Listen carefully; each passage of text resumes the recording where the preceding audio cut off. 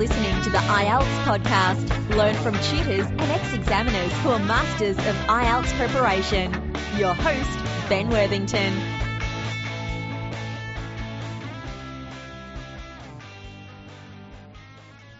Hello there, IELTS students. In this tutorial, Daphne and myself, we're going to be talking about how long it takes to prepare for the IELTS exam.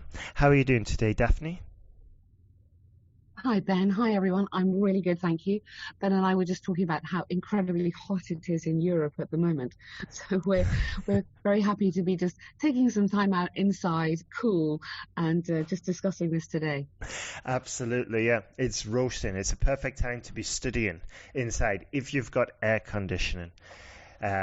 You do need that, absolutely, yes. It makes such a difference. So yeah, join those other students in camping out at Starbucks or Costa or wherever you go. That's what I've been doing the last few days. I'm working and preparing these, updating the online course and carrying on. Working with the students and helping them to pass the IELTS exam. So Daphne, before we get into this, how did you get into this? How did you start preparing students for IELTS?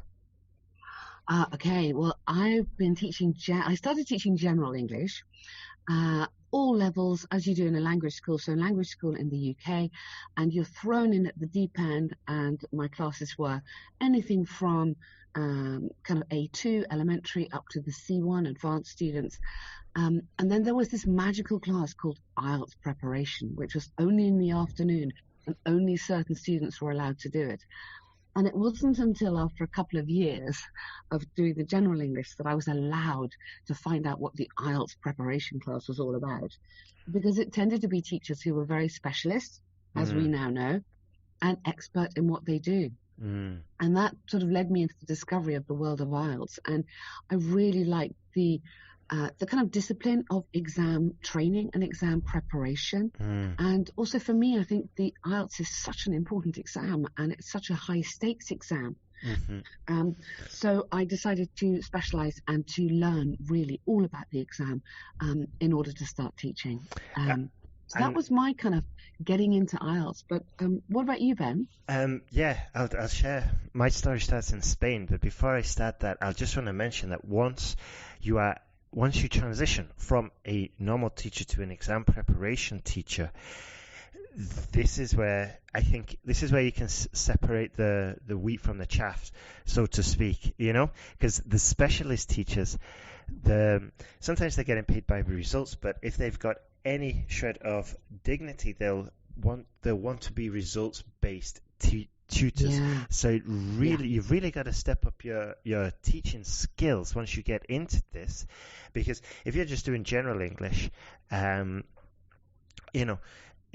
not that much pressure on. But if you're doing exam preparation, you really need to specialize, because if your students aren't passing, you're not going to survive, basically. You're right.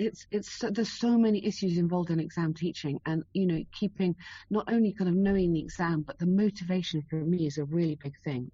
As a teacher, you have to stay positive, but also you've got to motivate your students, because they're the ones doing the hard work.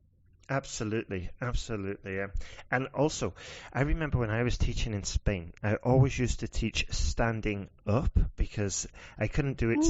I couldn't do it sat down, because the students would switch off, I would switch off, and it just wasn't as dynamic. So I always did my classes standing up, and I think it drove some of the students. Did you make them stand up as well, Ben?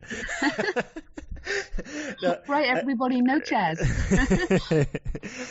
But really, just doing it standing up just introduced a totally different dynamic. It was a bit strange doing it one-on-one classes, but I didn't care. Just made it more dynamic. But like you, eventually I transitioned into doing the exam preparation. And then, because I was a bit lost at first, I started asking the other tutors, how did they prepare these students for the IELTS exam. I got some great advice, but I still wanted to go further because I wanted to be one of the best tutors there. So I started asking other tutors online and then ringing them up for calls, and then eventually started recording the calls, putting them out as podcasts. And you know what? I was getting some great advice, but I was also getting some terrible advice as well. So I was really, and because the only reason I knew it was terrible advice was because I was testing it with my students day in, day out. So I threw out what didn't work, kept what did work, and eventually that's how we got to the online course, basically, you know. Well, that's really interesting because there is so much advice out there, isn't there? There's so much, opinions on IELTS, so many, do this, don't do that, don't do that. I mean, I think many students who come to us, they've had lessons elsewhere or language school, or they've had tutors before, and they're just going, please simplify this for me. Please just guide me through this. Absolutely. And I think that's what the course does brilliantly. Yeah. Exactly. Well, I was writing like hundreds of task 2 essays because I was finding it so frustrating myself. The first time I saw one, it was like really sneaky, the questions of like to what extent and all of this. After writing so many essays, I eventually got it down to a system. And I think just to segue into the topic for today, which is how long it takes to prepare. I mean, it depends. If you're doing it on your own, like I was sort of like, how long does it take to prepare a student for IELTS? I mean, that was my situation, and it was taking me a long time. But if you get help, it speeds it up. So let's just jump into this tutorial today. So what we're going to do is we're going to look at language skills and IELTS preparation. We're going to look at some study advice, and then we're going to look at band scores as well. And throughout this tutorial, we'll be sharing some nuggets, some gold, basically, that we've collected and harvested from other students as well. And there's a great one about collocations, which I'll be mentioning later on. So I guess I've always said, if you've got the exam coming up in 3 days, then it's going to be really tough. But I think it depends on each situation. So, Daphne, just to ask you directly, is 1 month preparation enough for IELTS? Oh, goodness me. I mean, it's a kind of one of those awful questions. How long is a piece of string? And I would kind of say possibly, but it all depends. So it depends on your current English level. So are you a kind of upper intermediate, B2, confident kind of user? How many hours you're prepared to study a day or able to study a day? And if you study alone or not. So I think those are the 3 big variables, Ben, aren't they? Absolutely, yeah. And also I'll just add, how many hours of study per day is important, but it's also incredibly important the quality of those hours you put in. If you're watching TV and trying to do an IELTS exam at the same time, obviously you're not going to get the same benefit as if you were in your room with your headphones on and the door locked and just working through it. Also, if you study alone or not is a big factor. I'll just jump ahead a little bit, but the other day when I was talking with Gabriella, who had amazing IELTS results, after doing, she was in London, she'd been at this language academy, they didn't get the results that she wanted, she spent lots of money, eventually she joined us, but one really interesting nugget of information she shared was that for the IELTS Task 2, what she was doing was having conversations with her partner about it. So she was like saying, okay, what do you think are the causes of pollution, and how do you think governments can change this? Oh, brilliant. Yeah, and I know from personal experience that if you talk about this, and you're having a conversation, and maybe you even squeezing out a few jokes about it, you're more likely to remember it, and especially if you're taking notes as well. So it's not just a case of sitting there in the room stressing, but if you can have a conversation about maybe the speaking topics or even the IELTS Task 2 topics, and maybe just work through a list, it's going to make it a much more pleasant experience. Yeah, and that's such a good way to practice, Ben. And, you can almost look at a list of recent essay titles and just, talk about one every evening kind of thing. because you're not only going to be forced to think about your opinion, but also you're getting your partner's opinion or your friend's opinion, and you can just quickly make notes, as you say, afterwards, and that's your sort of essay planning done, and that may cover quite a lot of topics, mightn't it? Absolutely. And this reminds me of the collocations that and the nugget that I got from VNOD, which I'll share later. But if you've got that list in front of you, then you could maybe even tick it off. You could play collocation bingo. for example. Okay, let's move on to the next one. So language skills and IELTS preparation. I'll just quickly mention this before Daphne dives into the Common European Framework of Reference, or the CEFR that we've talked about before. But I just want to say that this is really important, that you get it crystal clear, the difference between language skills and exam skills. Because native English speakers, as we've said many times before, they can fail this test because they're not aware of just totally unprepared, which i.e. their language skills are perfect, but their exam skills are not that good. So it really is a mixture of both of those areas. Absolutely, and I would argue that you need to have competent enough language skills before you even attempt to work on the exam skills. They are, especially for IELTS, I know you may well have done the FCE, the first exam, or something like that. Each exam needs different skills. I think that's also important. But on CEFR, so this Common European Framework Reference, this is a really interesting one. I was looking at this the other day, Ben. A B2, so what we would call an intermediate CEFR user, would anticipate to get somewhere between 5.5 and 6.5 in IELTS.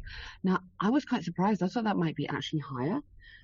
Whereas a C1 user, the estimate is roughly 6.5 to 8. I know that's a huge difference, 6.5 to 8, but that's a C1 advanced user, possibly only a 6.5. And then a C2, we're talking proficiency here, would be, they say, practically guaranteed 8 or 9. But then other end of the scale, a B1 intermediate, maybe only 4 to 5.5. I think that really shows you how difficult this exam is, and what a high level of language you need to have before you start. Absolutely, and those are quite broad ranges. I thought, and it did surprise me as well, Daphne. There's like a B1 is only between 4 and 5.5. But I think, as we were saying before, there's a lot of factors here.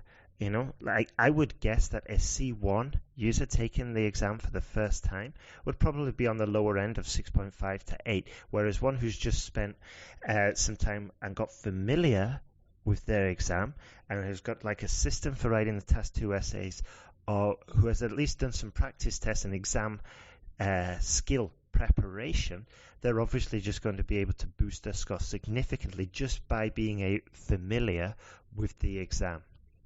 Exactly. So they've got the language skills in the bag, and then after that it's the exam technique, isn't it? Exactly, yeah. And this this reminds me of a really good piece of information that an ex-IELTS examiner told me, is that it's much healthier if you've got your language skills and then you go for your exam skills. Pretty much about what you've just mentioned, Daphne, that it's easier. I see a lot of students struggle where they're maybe at about 6.5 or around a 6, and they strongly believe that if they work on their exam skills, they're going to get that band 7. And I think this is what leads to an incredible level of frustration for students, because in their mind they've got it convinced that they need to find out this perfect essay structure, they need to find out this 5-paragraph model or whatever, and really that's not the case. You know, if they do a 5-paragraph model or whatever, but it's full of grammar errors, it doesn't matter if it's the most beautiful strategy in the world, it's still going to be band 6. I think it was Aline who you were speaking to the other day on when you phoned her after her amazing results, and lovely Brazilian nutritionist from London, and sort of Brazil, but in London. And she said that really clearly. She said, we were working together on her essay corrections. And she said, I realized I had to get my grammar sorted out before I could move forward. And I thought that was brilliant coming from her as well. It was, okay, this is really holding me back, and I'm going to take some time and sort out these grammar things, which I keep on making these mistakes, get happy with that, and then I can move forward. And she really did. It was exactly what you're saying, sort out the language first. Absolutely. But we also have had students that have got amazing language skills, but keep tripping up come exam day, and these are the ones who basically provide the stories where we say, for example, Deborah, I think it was episode 102, she jumped, I think it was up to band 7. She jumped 1.5 bands in 14 days. And what? Wow. And there's an even better one, Daphne, which was before you were working with us, and that's she jumped to band. That was Yvonne, and she jumped to band 7 in 3 days. No. Yeah, absolutely incredible. And these students managed to get these amazing results 9 times out of 10 is because they've got the language skills, but they're just a little bit lost when it comes to exam skills. So I think the key takeaway for the students here is that if you are stuck at a band score, usually it's 6.5, then it's probably, and you've taken a few tests, then it's probably the language skills, because the exam skills, I think they're quicker to learn, they're easier to implement, and those are the ones, that's why you can get fast results in a small amount of days. But if you've taken the exam quite a few times and you're still stuck at the same, then more than likely you're going to need to work on your language skills. Yeah, absolutely. But how do you know your level, Ben? I mean, what are we talking about? B2 or B1 or C1? How would you know your level? Good question. Okay, so there's a few different ways. I strongly recommend getting feedback, because this speeds up your improvement significantly, and you can go much faster this way, because by getting some feedback, you're only going to be working on what you need to work on, rather than working on a more like a broader range of subjects. So you can get some feedback. I strongly recommend this for both the speaking and the writing. And at IELTSPodcast.com, we've got both of those services, the essay correction service and the speaking feedback service, which is proving very popular at the moment. And another way is you can go to the Cambridge English website. It's cambridgeenglish.org, test your English. And there's an online test, and you can work through, and it'll give you sort of like a rough estimate of what your CEFR level is, and that's the framework that's the framework we were just mentioning, of where it starts at A1 to A2, B1 to B2, C1 to C2, C2 being the highest. By the way, that's why we've got the C2 template in the online course. But you can go there, and that's a very solid way to start off, as well as getting the feedback. Yeah, that makes sense, doesn't it? And at least if you know what you're aiming at, or then okay, if I'm coming out at a B2 and I need a band 7, then I'm going to have to put in some time on this one. Exactly, yeah. Okay, so what could you say about exam skills and a student's IELTS preparation, Daphne? Well, I think, this has come up time and time again, and this is what our students also say to us when we have a chat with them, is that you need to know what this exam is all about. So in the same way that anything in life, I suppose, you need to, if you're applying for a job, you need to know what the job is before you go for the interview. You need to be happy with the IELTS format. So you need to understand that the exam is in 4 sections. You will be tested in reading, listening, writing, and speaking. And you need to know the range of, so the skills, those are the skills that are going to be tested. but you also need to know what strategies to use. So this is, what is this exam? How am I going to do it? And what's the examiner looking for? Absolutely, yeah. And I'll just mention, we're probably going to touch on this again in a few minutes, but the strategies, I think, is a bit of a trap for students, because as I was saying before, as Daphne mentioned as well, there is an abundance of information out there, and each tutor will say, okay, you need to do this 5-paragraph model. Oh, you need to do this 4-paragraph model. Oh, you need to listen for the keywords and the listening, whatever. And there is an abundance of strategies out there. And actually, I'll just go off on a side path, on a tangent here. But there was a famous YouTuber. Well, she's still out there, and she's actually being called out by by an official IELTS IDP British Council employee. And yes, and there was this speaker, and she was giving a talk about official IELTS materials and official sort of like practice strategies and stuff. And she said, look, on YouTube, there's this probably the most famous sort of like IELTS tutor, and it actually shows a snapshot of her giving incorrect advice to the students. And the speaker talks about it, said, look, this YouTuber is giving incorrect information because they're saying they do this, but that's it. The person giving the speech, she was an exam writer. She was the one writing the official exam, and she said, look, this YouTuber has changed the listening exam, and she keeps saying they tell you this, they tell you that, meaning the IELTS organization. But what the YouTuber had done is modified the exam so that she could demonstrate her point clearer. And it's so, just getting back to that's really scary, so that you can't sort of have confidence in everything that you see. Exactly. So this brings me on to the point that I want to make, is that you need to take responsibility for this and basically test out what works for you. So you don't take a blind approach.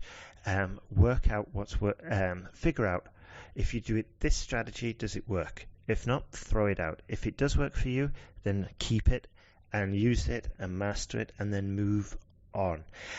So a good way to do this is to take practice tests, and you can get those from takeielts.britishcouncil.org, and work through those practice tests and then use the different strategies. I think a good source of these strategies is from students who've actually taken the tests. So if you listen to those past episodes of success stories that we publish, then these are real sort of like battle-tested strategies that students have been using. It's not some YouTuber who's modified the exam to try and make her point. So I'll put a link about this into this post when we publish. Right. Yeah, I absolutely agree with that. I think taking a practice test, there's a on the British Council you can find that, and I think we found Ben, didn't we, on the IDP Australian site, you can do a mock timed test. So as if you were taking the computer exam, it starts you off on a timer and off you go on your reading, writing, listening, which is a really, I think, a very realistic way of working out what level you are, and showing you also what the test is all about. So I think that's quite useful. And then going on to what you were saying about strategies or tactics even, you can work out from there, okay, I'm pretty fast at reading, so I'm going to do it this way, or I'm pretty slow at reading, so I'm going to do it that way. You need to be aware of these different techniques, don't you? Absolutely. And this is paramount if you are a self-study student. Yes, and definitely. I'll just take another segue. I'll go off on another tangent, but I think self-study students do have an advantage, because if you are in an academy and you're doing a lesson with 6 other students, if you're lucky and it's a small class, maybe you're unlucky and there's 15 in there, but there's the tutor talking, and then there's 15 other people in silence there. And it's that information that you're getting is kind of general. It's not tailored to you. So you can, and there's also the time that it takes to get to the study center, and I just think it's quite an old way of studying, is going to these language academies where, and especially nowadays that we've got the internet. So this is why I strongly believe in getting personalized, specific feedback be it for the writing or for the speaking. But let's just jump into how a tutor could help you. Ideally, they're going to identify your strengths, your weaknesses. They're going to suggest strategies for you to test, for you to try, and also they're going to give you the advice, specific advice, rather than just giving you general advice. For example, for a class of 15 students, they're going to give you a specific piece of advice that you can use for your specific problem. So this is why I'm a big believer in personalized feedback. Yeah, you're absolutely right. And going back to your point about a big class, in a big class, other people might struggle with something that you have no problem with at all, in which case you're going to waste that lesson because you think, well, I've got this. I'm happy on conditional sentences. I'm happy on complex grammar. I love that. Whereas a lot of people might struggle with that. But for you, so it may be that your grammar's okay, but your vocab's a bit weak, and you need to upgrade your style of writing to something more academic. And then obviously if you have a expert tutor who you're working with, they can work on that. So turn your weakness into a strength. This is exactly what we're trying to do, isn't it? Exactly. And just one last thing about the classroom. You'll probably be aware of this as well, Daphne, but there is always one student that will dominate their classroom and dominate the conversation, and they'll be like the vampire, Ben, exactly, the time vampire is just starving for attention, never got any attention when they were a kid, and just wants to dominate the conversation and it's a good tutor will identify that and maybe just turn the volume down on those and try and get the shyer students to participate, but it's not always going to happen. And if you're just maybe a normal student who's neither shy nor extrovert, so to speak, then it's going to be, you're not going to really get, it's going to be difficult, you're going to have to really make an effort to get your money's worth, so to speak. So just moving on now, what can really help the students, what can really help you is a detailed study plan. And this is why in the recent update we've done to the Jump to Band 7 or its free IELTS course, we've included a detailed study sort of like spreadsheet where you can just fill in. And also in that doc, there are loads of sample activities, because I know it's quite difficult to prepare for this exam, especially you sit down and you're like, okay, what am I going to do? What could I do? And if you're in that situation, it's easy just to drift into the rabbit hole of YouTube or a rabbit hole of Google, and you're watching all these different videos that are kind of entertaining, but you're not really learning.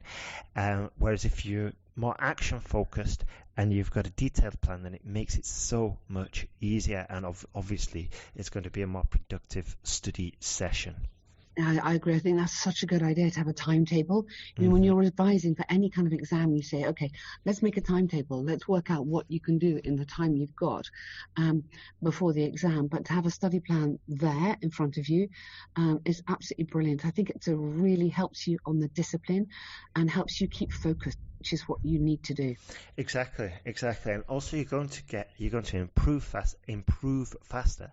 When you're improving faster, you've got this momentum, and you're kind of like pulling yourself out of this sort of like IELTS frustration doldrums that a lot of students can find themselves in. When you're in the doldrums, when you're having a bit of a rough time, it's difficult to find that motivation. Whereas if you keep in a detailed plan and you look back at that schedule and you say, okay, I've put in 5 hours this week, I've put in 10 hours, you've got momentum. And then, especially if you're getting feedback on your work, especially if you just got your essay back and the teacher's like, oh, this is great, well done for implementing this, then you're just going to be in a much better frame of mind to keep moving forward. Exactly. And I think the feedback is so important because, we have so many students who, some people find it easy to write essays. Some people find it incredibly hard to write essays. And they're putting so much sort of love and sweat and blood and tears into this essay. And sometimes it's not as good as they could do. But, I think part of the whole feedback thing is saying, okay, this wasn't your best, but you really got this sorted out, which was fantastic. The only thing you did wrong was slightly misinterpret the question. So next time, let's really work on understanding the question and going back to your plan really carefully before you start writing, and focus on that. So every time there's an improvement, it's just a question sometimes of tweaking it and, as you say, personalizing it, to just keep it relevant. Absolutely. And there's just a few sort of like a bit of a list that we're going to share now to help you move faster. And then we'll be finishing. So we're near the end now. So what I want to mention is, once you've got your schedule, keep to it, treat it like your sort of like almost like your work schedule. I remember one student, he was a Filipino student in Singapore, and he based his whole preparation schedule around his work schedule, which was shift based, and so it was changing every week, so it was quite a challenge. But I think basically it'd be like, okay, if I've got a work shift in the evening, then I'm going to do my IELTS preparation in the morning. And what was really interesting was he would be basing it off getting feedback. So if he knew that his feedback, he would basically plan to write an essay, for example, Tuesday afternoon, and then Wednesday afternoon, he'd put in a session, or maybe Thursday morning, depending on his engineering schedule. He would basically put in his timetable, okay, I get my feedback. I will have my feedback by then, so that's exactly what I'm going to work on. I'm going to start extracting what I've learned from this feedback. And I'm going to maybe do a practice test as well, or I'm going to just review the grammar rules. So this is why a schedule is very important, and getting a routine and planning. If you don't make your own plan for yourself, you fall into somebody else's plan, which is nowhere as near as good as your own plan for yourself. Exactly. No, good example there, Ben. Absolutely. Yeah. And I think so start off working on your weak points. So as we said before at the beginning, make sure your language skills are where they need to be, and keep a record of your results, so keep a record on the feedback that you're getting, you're making progress, note what's good, use it again, the good things, and then work on the things that weren't so good. So I think it's like building bricks, isn't it? Absolutely. There's just 3 things I want to mention here.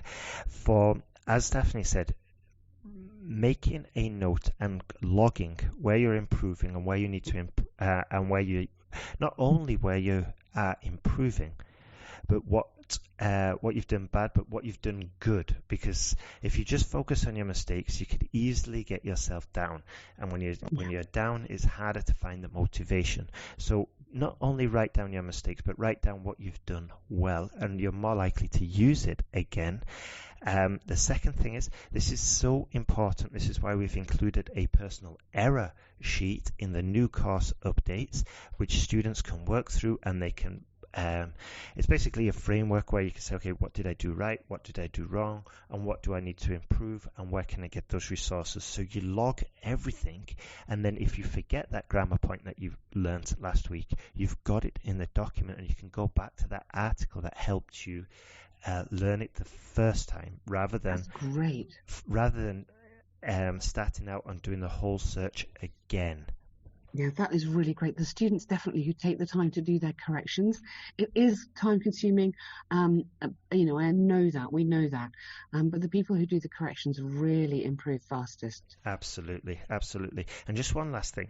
When you are in the midst of doing all your IELTS preparation, and maybe, life gets in the way, as we've said, sometimes you take a day off or a few days off, and then you get back into it, and you may lose some time just reorientating yourself with where you were and what needs to be done. So I always recommend just writing a debrief. So when you've finished a study session, just write, okay, in this session, I spent 2 hours looking at listening test questions, and for the next session, I need to master yes, no, not given.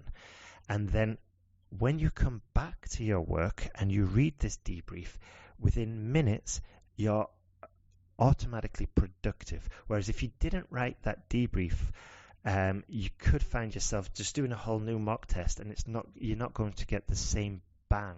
Or you're not going to get as much value from that hour of study as if you had done when you followed your notes or your debrief. That's a great idea. So when you sit down at your desk, you know exactly where to pick up, and you're not kind of trying to kind of think about, oh, where was I last time? That's a really good tip. Yeah. Okay. And another tip is as Daphne mentioned, really find your weak spots and focus on those. And this is quite straightforward to do, I think, with the practice tests, especially for reading and listening. For the writing and speaking, it's a little bit more challenging because ideally you want to have a human there giving you the feedback, ideally as we have, like ex-IELTS examiners giving feedback on the essays and also with the speaking. So any other pieces of advice you'd like to add there, Daphne?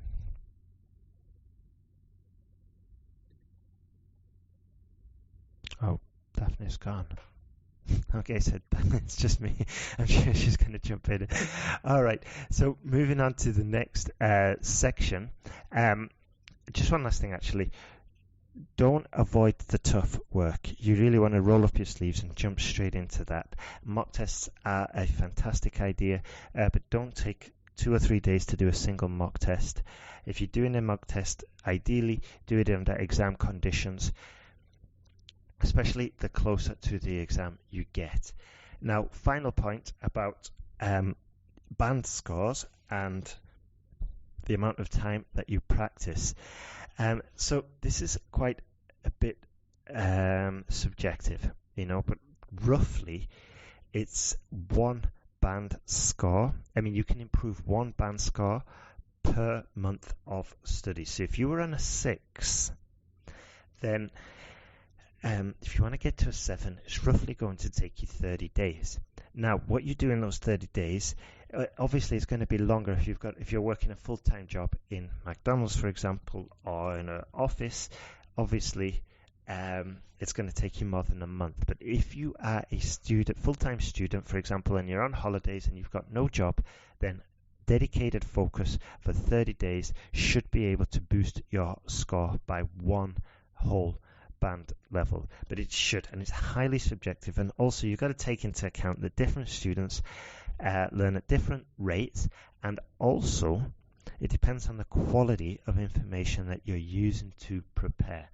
So in our online course for the writing, specifically for the writing, you've got a tried and tested process, a system that can really help the students improve. So I think the biggest takeaway from here is that don't waste your money taking test after test after test. If you're in that situation, then it's probably language skills that you need to be working on. So don't waste your money taking test after test after test. Just take a step back. Focus on your language skills. Put in some serious time, and then come back and take the language test. Take the IELTS test again. But put some serious time in there, and you will see an improvement. Otherwise, you can really end up getting frustrated, getting annoyed, and getting depressed, and really just, throwing out the baby with the bathwater, so to speak. So keep moving forward. That's it for me today. Remember, as I said, if you sign up, or when you sign up for the IELTS podcast email list, we'll send you some special offers, and we've updated the IELTS materials document, so now it includes lists of collocations from listening exams, which I think is a massive, massive, massive help for students, especially in the listening especially those struggling with the listening exam. So we're always improving and we're always working towards getting better results for our students. So that's it from me today, and Daphne, I'm going to say goodbye on behalf of Daphne as well. Just remember, keep moving forward and you will get there. All the best. Take care. Bye-bye.